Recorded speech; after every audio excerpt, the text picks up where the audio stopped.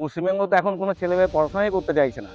ওরা গার্জিয়ানরা যদি জিজ্ঞেস করে যে, "বাবা বা মা তোরা এখন পড়াশোনা কেন করতে চাইছিস না?" ওরা তো বলছে, "পড়াশোনা করে হবে কি? চাকরি তো আগে থেকেই বিক্রি হয়ে যাচ্ছে।"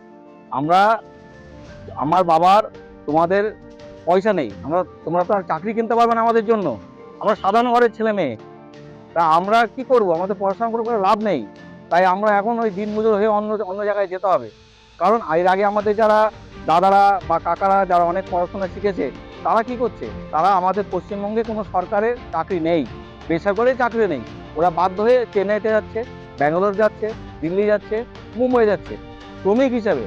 কেন? আমাদের এখানে কোনো চাকরি-বাকরি কিছু নেই। আর চাকরি হবেই বা কোথা থেকে? ভারতবর্ষে কোনো শিল্প, কল, কারখানা কিছুই নেই। আগে পশ্চিমবঙ্গ সারা ভারতবর্ষের মধ্যে কর্মসংস্থানের একটা প্রধান জায়গা ছিল।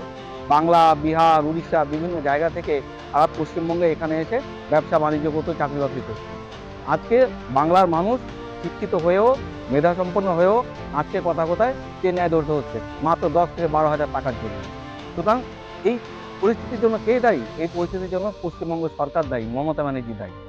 মমতা ব্যানার্জি আমলে ভারতবর্ষে পশ্চিমবঙ্গে নতুন করে কোনো কলকারখানা স্থাপিত হয়নি। সুতরাং তারা বাধ্য হয়ে যাচ্ছে চেন্নাইতে।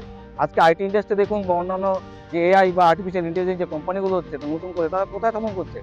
তারা স্থাপন করছে চেন্নাইতে, তারা স্থাপন করছে হায়দ্রাবাদে, তারা স্থাপন করছে ভারতবর্ষের অন্যান্য রাজ্যে। পশ্চিমবঙ্গে না। পশ্চিমবঙ্গে নতুন করে বিগত 15 বছরে কিছুই হয়নি। সুতরাং তারা এখানকার যে শিক্ষিত জনসাধারণ বা শিক্ষিত যুবক, নারী ওরা বাধ্য হয়ে কর্মসংস্থানের জন্য বিদেশে যাচ্ছে। আর পড়াশোনার তো কোনো প্রশ্ন নেই। চিন্তা করছে পড়াশোনা করে হবে কি?